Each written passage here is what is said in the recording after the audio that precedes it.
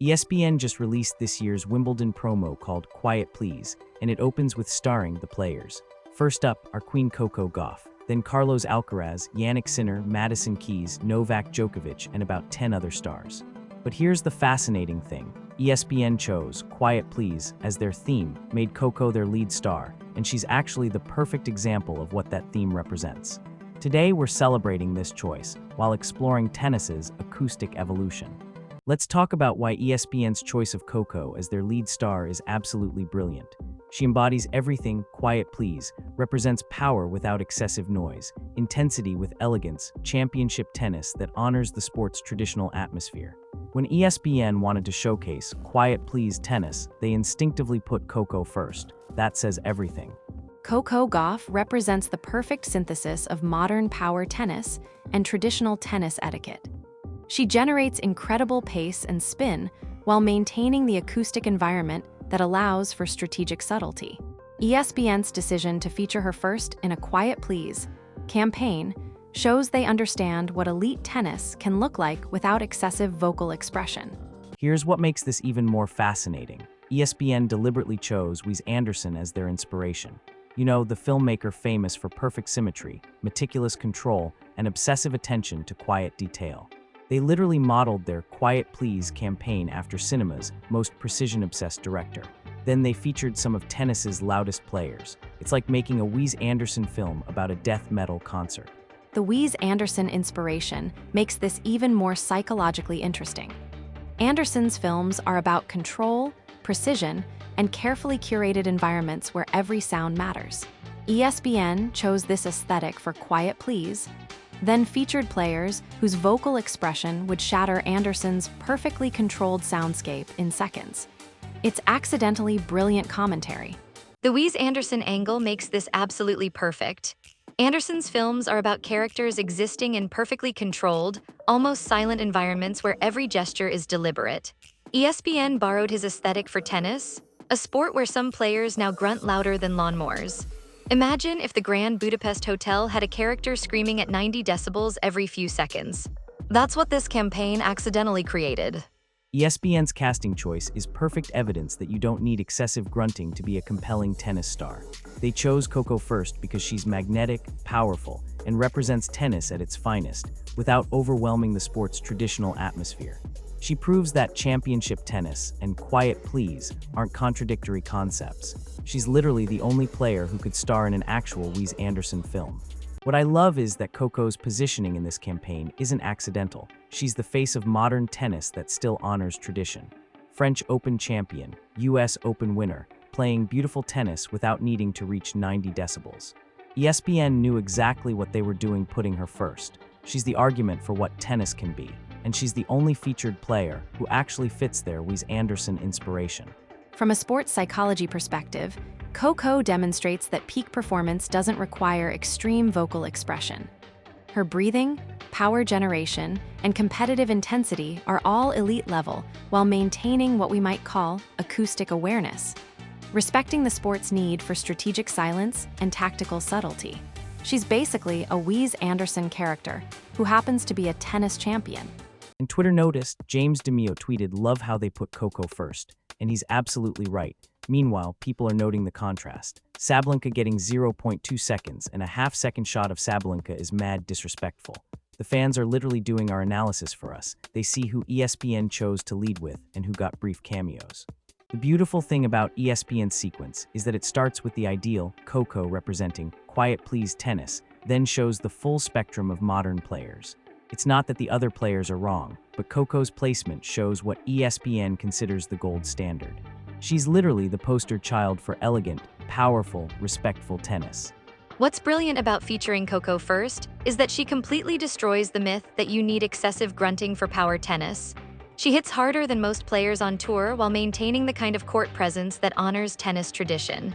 ESPN basically said, here's what championship tennis looks like, and showed us Coco.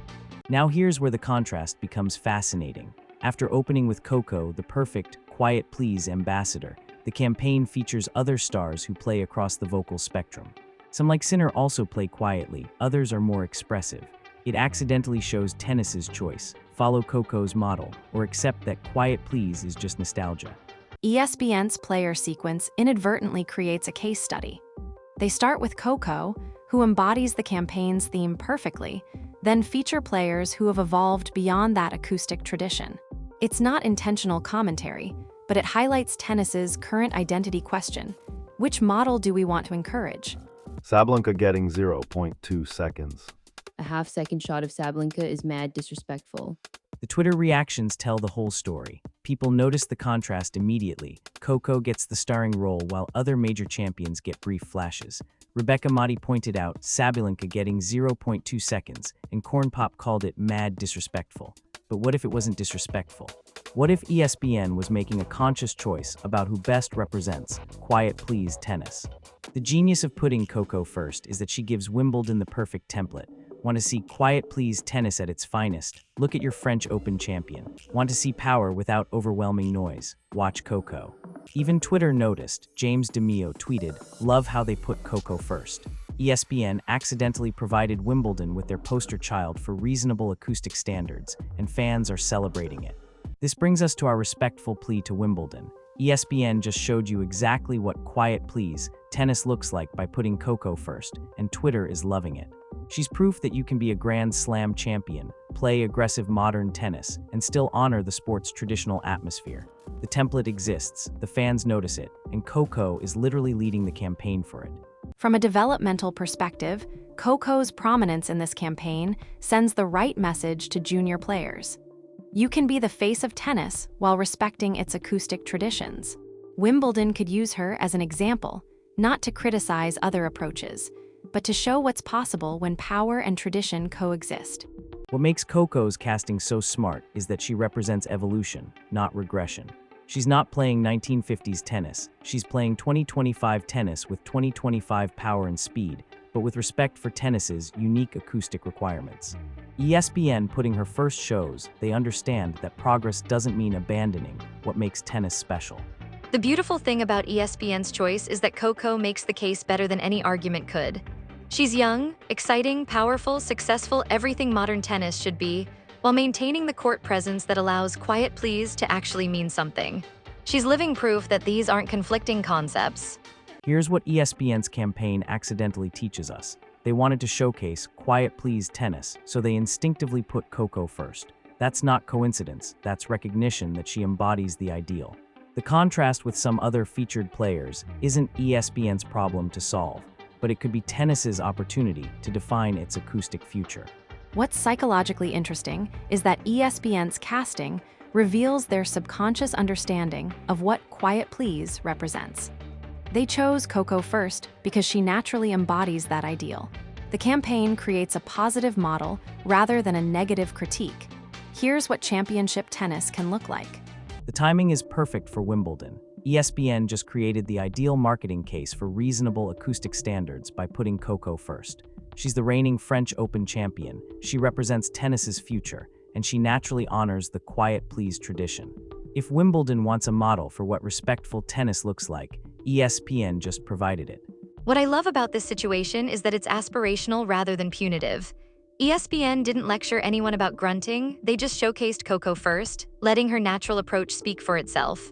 Wimbledon could take the same approach, encourage the Coco model without attacking other styles, positive leadership rather than negative regulation. Our message to Wimbledon: ESPN just handed you the perfect ambassador for quiet please tennis by featuring Coco first. She proves that modern championship tennis and traditional tennis atmosphere aren't contradictory. The campaign starts with the ideal, then shows the spectrum. You have the influence to encourage more players to follow Coco's elegant example. She's already leading the way, literally. ESPN's Quiet Please campaign starring Coco first isn't just great marketing, it's a statement about what tennis can be.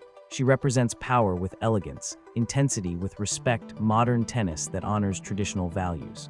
The contrast with more vocally expressive players in the same campaign isn't a criticism, it's a choice. Coco is showing us one path forward. Wimbledon, you have the prestige to help tennis follow her lead.